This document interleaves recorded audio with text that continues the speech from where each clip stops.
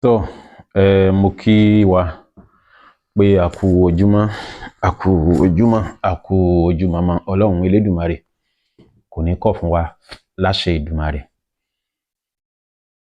Gẹ́gẹ́ bí ẹ ṣe mọ̀ wá, ohun tí mo fẹ́ kí a ṣe àgbéyẹ̀wò rẹ̀ lónìí òun náà ni Olugbohun, akọ Olugbohun.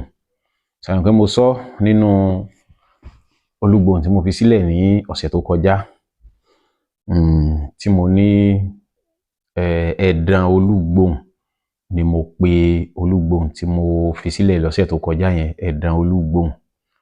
Olugbohun pọ̀ lóríṣiríṣi, ṣùgbọ́n ṣé mọ̀ ibi tí kálukú bá mọ̀ dé òun náà ni yóò sọ̀rọ̀ lórí ẹ̀ dé. Ẹni tá báyìí ti lo Olugbohun tó ń jẹ́ ní ojú ẹ̀rí yóò mọ̀ wípé ìyàtọ̀ wà ní àárín pé yóò mọ̀ pé Olugbohun pé oríṣiríṣi. Gẹ́gẹ́ bí bídẹ̀ sì máa ń sọ pé Olugbohun òun ló kó ọ̀pọ̀lọpọ̀ nǹkan sínú. Olugbohun kó àṣẹ sínú, ó kó gbẹ̀tugbẹ̀tu sínú, ó kó èpè sínú, ó kó mọ̀yẹ̀hùn sínú, ó kó àwíṣẹ, gbogbo ẹ̀ ni Olugbohun ló kó sínú gẹ́gẹ́ bí èmi ṣe máa ń sọ. Olugbohun tí mo fẹ́ sọ̀rọ̀ lórí ẹ̀ lénìí, sẹ́rí oríṣiríṣi Olugbohun ló wà o. Àwọn Olugbohun kan wà tó ṣe pé wọ́n ń jáde dáadáa. Àwọn Olugbohun kan wà tó ṣe pé a máa ń táìmù, a máa ń fún ní àsìkò pé lásìkò báyìí a fẹ́ kí nǹkan báyìí kó rí báyìí. So oríṣiríṣi ni Olugbohun, bí àti ṣe Olugbohun ó sì yàtọ̀ síra wọn. Mo ti ṣàlàyé tó pọ̀ lórí ọ̀nà, àwọn oríṣiríṣi ọ̀nà tí a gbà ṣe Olugbohun àti pé báwo ni Olugbohun ṣe ń ṣiṣẹ́. Ẹni tí ò bá tí ì bá fídíò yẹn pàdé, ẹ gbìyànjú láti ṣe àwárí ẹ̀ ní Ọmọ Gẹ̀ẹ́sì TV gẹ́gẹ́ bí ìmọ̀ tí a gbà káàkiri àti àwọn eléyìí tí a dé bá.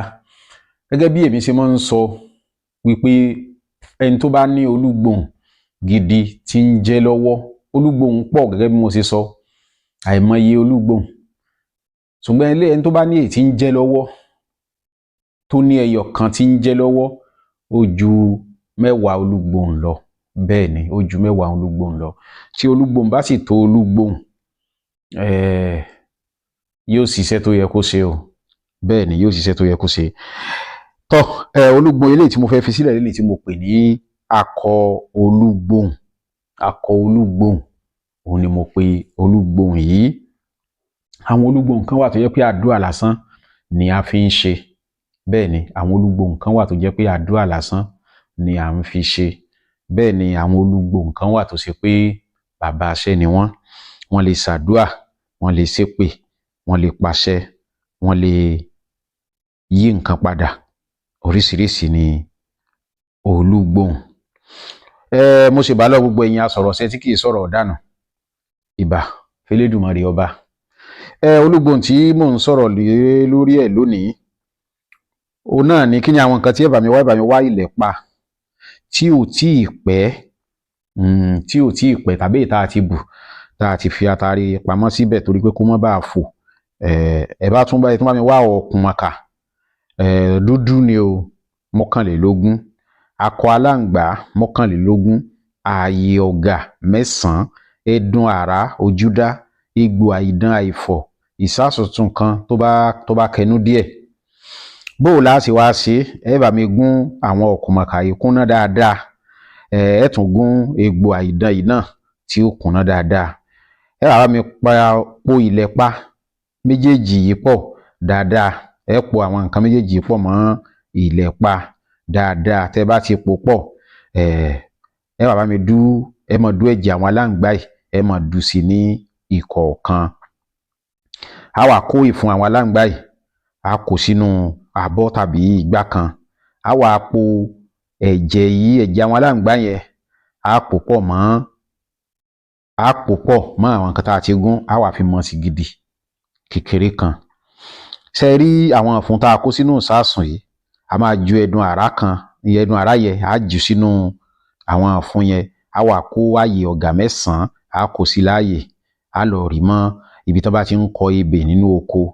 A máa dé dáadáa, tó jẹ́ pé ọmọ orí ẹ̀ ò ní ṣí, tó jẹ́ pé omi ò ní lè wọ inú ẹ̀ a wá máa ṣe àkíyèsí bójò bá ṣe ń kù tára ń sán tí òjò bá ti ń kù tí àrà ń sán ń gba agbára ni. Ogúnjọ́ àti ẹyọ kan àti ọjọ́ kan ni n tá a rì mọ́lẹ̀ yìí ni ó lò.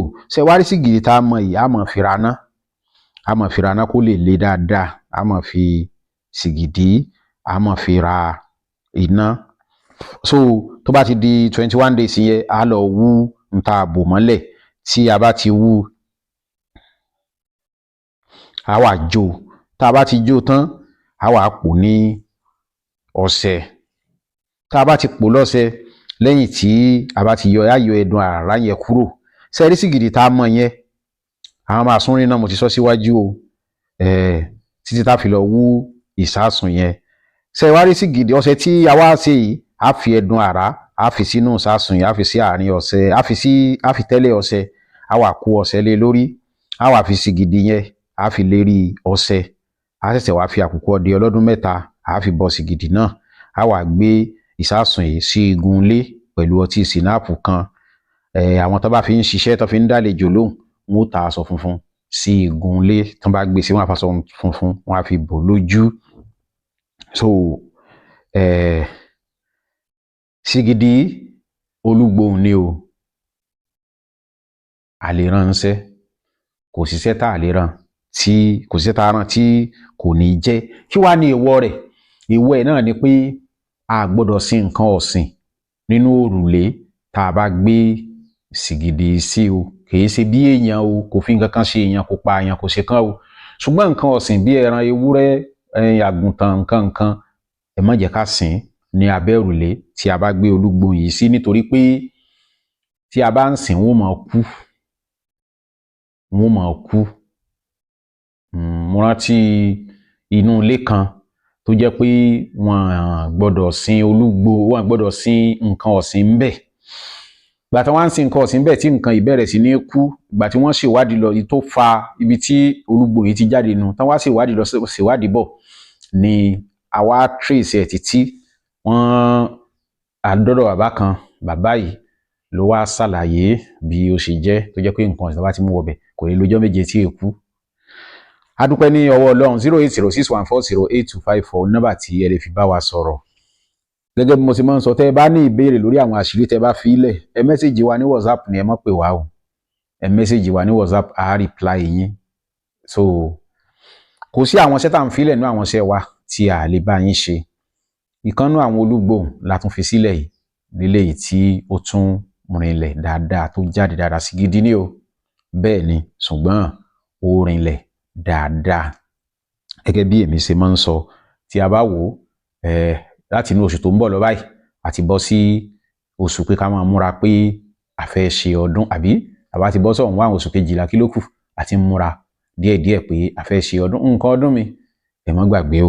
Ọlọ́run Elédùmarè yóò ràn wá lọ́wọ́, kò ní kọ̀ fún wa. Mo dúpẹ́ lọ́wọ́ gbogbo ẹ̀yin olólùfẹ́ Ọmọ Gẹ̀ẹ́sì TV. Gẹ́gẹ́ bí èmi ṣe máa ń sọ pé oore àkọ́kọ́ tẹ́ ṣe fún wa náà ni pé kẹ́ ẹ subscribe sí YouTube channel wa, ẹ bá wa share program wa. Akọ Olúgbòhun òun ni eléyìí tí a tún fi sílẹ̀ lénìí. A kú ìmúra ọdún. 09072793348 òun ni Airtel nọ́mbà wa tẹ́ lè fi bá wa sọ̀rọ̀. 07083907513 nọ́mbà yìí kò lọ mọ́. WhatsApp ẹ̀ náà gbà tí mo ní kí n update wọn àjẹ́ kó lọ mọ́, láì yẹn emergency ló dẹ̀ ń gbé sójú. So 09072793348 torí tá bá wà lóko. MTN náà ti ń lọ ní oko ọ̀dọ̀ wa tá bá wà lóko, ṣùgbọ́n lẹ́ẹ̀kọ̀ọ̀kan ní máa ń lọ, atẹ́gùn máa ń gbé wá ní nẹ́tíwọ́ọ̀kì ni.